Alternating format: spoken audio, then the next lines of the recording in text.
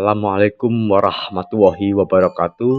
Pada pertemuan kali ini kita akan membahas teori etika. Oke, gambar ini menunjukkan beberapa hal yang menyelimuti pemikiran-pemikiran etika. Etika adalah pemikiran teori tentang moralitas, norma, kebiasaan yang menjadi patokan aturan dalam masyarakat. Norma terdiri dari norma hukum, norma sopan santun, dan moral. Sedangkan nilai merupakan hasil akhir yang disukai oleh masyarakat. Budaya, nilai agama akan terasa indah apabila masing-masing individu di dalam masyarakat menjalankannya dengan kesungguhan hati, akan membentuk sistem nilai yang terangkai begitu indah. Etiket adalah norma kesopanan atau sopan santun.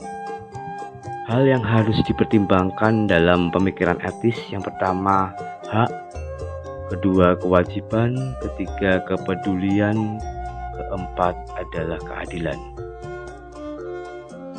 Hak adalah segala sesuatu yang sepatutnya dimiliki manusia hidup maupun sebelum hidup. Kewajiban merupakan garusan yang terkandung pada nilai mendasar, yaitu tanggung jawab. Tanggung jawab secara moral, tanggung jawab secara hukum, bahkan tanggung jawab dalam suatu keyakinan agama. Kepedulian merupakan salah satu nilai dasar, menunjukkan kemampuan sikap untuk merespon keadaan. Sedangkan keadilan adalah pertimbangan kebenaran ideal berkaitan dengan moralitas mengenai suatu hal, baik itu kebendaan maupun manusia. Beberapa teori etika berkaitan dengan eudaimonisme dan kewajiban telah dipaparkan pada pertemuan sebelumnya. Di pertemuan kali ini saya akan menambahkan etika Jawa dan pemikiran etis dari suatu nilai-nilai yang begitu mendasar, yaitu cinta. Dalam kesempatan yang berbahagia ini saya memaparkan mengenai etika Jawa karena terus terang saya adalah orang Jawa, tapi dalam kesempatan ini pula saya memohon kepada para pendengar, para pemirsa untuk tidak eksklusif sekali terhadap masalah etika Jawa ini, karena barangkali etika-etika yang lain memiliki ciri khas yang sama dengan etika Jawa. Etika Jawa memiliki sosok wajah yang khas dan mempesona bagi orang-orang yang mempelajarinya, serta mengajarkan budaya hidup dan cara pandang dunia yang sangat potensial. Manusia dalam mengembangkan sikap atau etika selalu berhadapan dengan tantangan, begitu juga dengan orang Jawa. Tantangan ini bisa berupa modernisasi, profesi, bahkan agama yang diyakini, namun semuanya memberikan warna tambahan. Jadi etika Jawa ini harus dimengerti sebagai bingkai untuk memahami bagaimana sifat kebanyakan dari orang-orang Jawa. Atau dapat dijelaskan pemaparan mengenai etika Jawa berikut ini, seperti halnya ideal type menurut Max Weber, yaitu diandaikan misalnya kondisinya adalah 100% berkarakter Jawa. Pemaparan materi mengenai etika Jawa ini bersumber dari seorang yang sangat saya kagumi, Romo Frans Magnisuseno, yaitu penelitian beliau mengenai struktur etika Jawa. Etika Jawa dapat disebut etika keselarasan karena bagi orang Jawa keselarasan merupakan nilai yang amat tinggi. Keselarasan atau harmoni atau kecocokan atau kesesuaian, ketentraman dengan sedikit nada estetik, Pertama dengan masyarakat, kedua dengan alam, ketiga dengan alam gaib. Orang Jawa meyakini apabila kita tidak menyinggung orang-orang di sekitar kita, menyinggung alam dan roh, kita akan dijauhi dari mara bahaya dan rasa kerasan. Terdapat dua ciri keselarasan. Yang pertama, tidak ada konflik di dalam masyarakat. Yang kedua, tidak adanya keresahan di dalam hati. Orang Jawa tidak suka berkata kasar, menghindari pertengkaran. Mereka mengedepankan sikap atau pembawaan diri yang tenang, menjalin hubungan begitu erat dengan sesama dengan penuh kenyamanan dan kerukunan. Kepercayaan diri orang Jawa begitu besar, mampu beradaptasi terhadap perubahan-perubahan yang terjadi dengan cara yang begitu unik, yaitu andap asor. Selain andap asor, kemampuan beradaptasi orang Jawa dapat ditunjukkan dengan perasaan spontan dalam berbahasa. Ada ngoko, ada kromo inggil.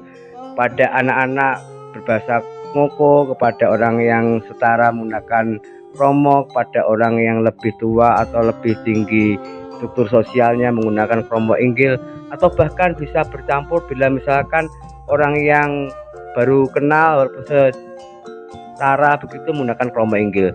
Nanti kalau sudah kenal walaupun lebih tinggi status sosialnya, kadang kromo inggil, kadang kromo. Itu adalah perasaan spontan yang begitu luar biasa dari orang Jawa. Mampu menyesuaikan diri terhadap siapa yang diajak bicara dan situasi yang ada. Kemampuan orang Jawa yang lain adalah kemampuan dalam menahan emosi. Tidak mungkin kita bisa rukun, tidak mungkin kita bisa saling menghormati, tidak mungkin kita tidak resah apabila kita tidak bisa menahan emosi kita. Memiliki emosi sampai kadar tertentu adalah seni hidup dan tanda kedewasaan bagi orang Jawa. Tidak sekedar emosi negatif, tetapi juga emosi positif.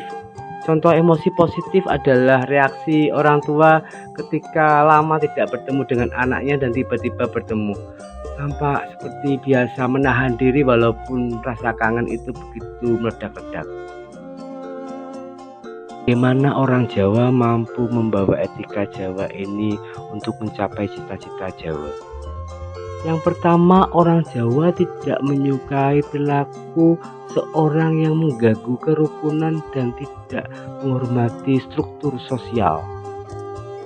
Atau dengan kata lain, ada tekanan yang kuat dari masyarakat untuk menyikapi hal tersebut. Kedua adalah internalisasi, maksudnya selalu mengedepankan tenang dan rasa hormat. Orang tua Jawa selalu mengajarkan putra-putrinya sejak kecil untuk rukun dan menghormati. Sikap ini merasuk sebagai rasa yang menyenangkan bagi masing-masing pribadi. Keakraban menjadi sesuatu yang harus diperjuangkan, terutama kepada keluarga inti, keluarga terdekat, dan lebih jauh lagi bahkan orang lain. Yang terpenting adalah situasi dan kondisi yang dirasa pantas. Seyogyanya mampu menyesuaikan dengan cara-cara yang tepat, seperti tidak menyinggung orang lain. Suasana ini akan membuat rasa rileks. Bagi orang Jawa, suasana rileks penuh keakraban ini merupakan sumber atau dasar kekuatan psikis. Inilah pembelajaran yang ditanamkan sejak anak untuk selalu menjaga persatuan keluarga dan kelompok agar tercipta perasaan yang menyenangkan dan sikap yang positif. Jangan terpisah dari orang-orang yang akrab. Bagaimana anak Jawa bisa bersikap seperti ini? Seperti yang diuraikan oleh Hildegard, selaras dengan pemikiran dari Goldberg yang berkaitan dengan perkembangan moral. Anak yang masih kecil tidak sepatutnya dimarahi. Marah kepada anak yang masih kecil adalah tindakan yang tidak bisa dibenarkan. orang tua Jawa hanya memberikan rasa takut dari ancaman luar, misalnya takut hantu, takut anjing, takut orang asing, dan sebagainya. Saya sendiri memiliki pengalaman anak tetangga menangis dan ibunya mengingatkan, "Hei diem, jangan nangis, ada Pak Dosen, ada Pak Dosen." Dan seketika anak itu diam. Barangkali dosen itu disamakan dengan hantu atau sejenisnya.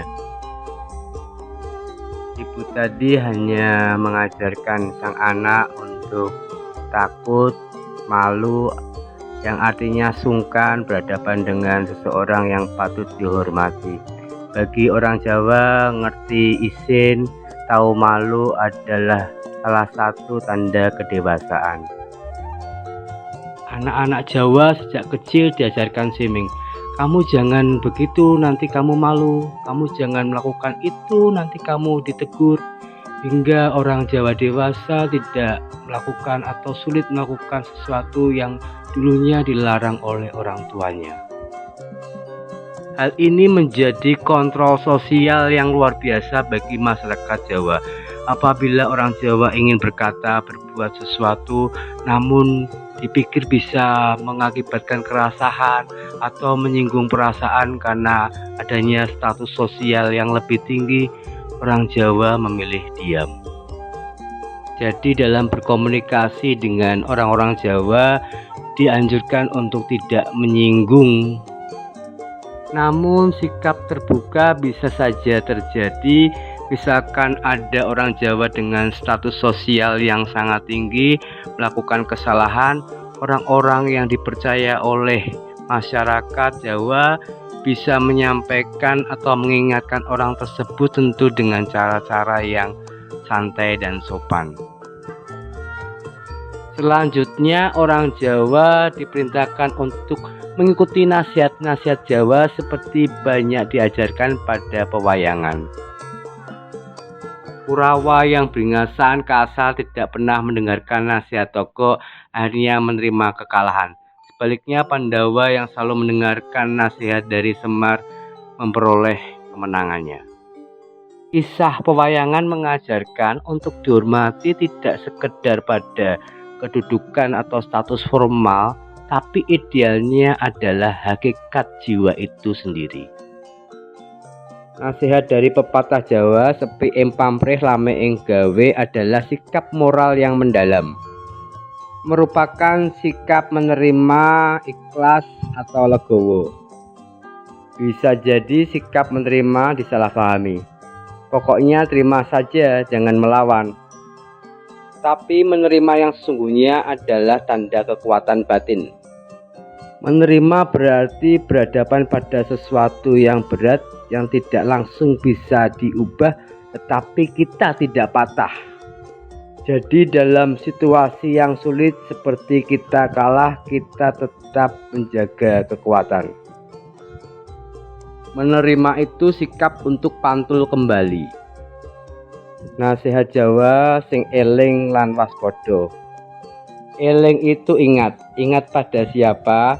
Ya kepada siapa saja, kepada diri sendiri, kepada keluarga, kepada kedudukan, kepada asal-usul, yaitu Tuhan. Orang yang eling tidak akan sombong, orang yang eling tidak akan cepat berputus asa. Mengapa demikian? Karena orang yang eling bisa menempatkan diri. Struktur etika Jawa memiliki 4 ciri khas. Yang pertama, keselarasan itu tidak diciptakan melainkan sudah ada. Bila terdapat keresahan atau konflik, artinya ada pihak yang keluar dari keselarasan itu sendiri. Pemecahannya adalah dengan kembali ke keselarasan. Oleh karena itu, manajemen konflik yang tepat bagi orang Jawa adalah saling menjauhi dulu bila ada masalah. Nanti kan baik-baik sendiri. Ciri khas kedua, tindakan yang benar itu tidak mengubah realitas, tetapi bisa menyesuaikan diri. Menyesuaikan diri menjadi penting supaya semuanya menjadi rukun. Ciri khas yang ketiga adalah bagi orang Jawa tempat itu penting. Kita harus menduduki tempat yang tepat, jangan menduduki tempat yang tidak cocok. Carilah tempat di mana kita bisa berkembang sepenuh-penuhnya. Dan yang keempat adalah orang harus bisa mengolah rasa. Rasa itu adalah kemampuan untuk bisa merasakan diri dalam realitas. Rasa itu kepekaan, bukan kelemahan. Orang yang memiliki rasa yang halus justru mudah untuk berkomunikasi dan mudah untuk berhasil. Oke, sampai di sini dulu pembicaraan mengenai teori etika. Nanti akan kita lanjutkan pada pembicaraan mengenai teori etika yang lain yang lebih menarik, yaitu bagaimana nilai dasar kesempurnaan cinta itu bisa muncul pada manusia sehingga kita menjadi insan yang benar-benar beradab. Terima kasih, mohon maaf bila ada kesalahan kata. Wassalamualaikum warahmatullahi wabarakatuh.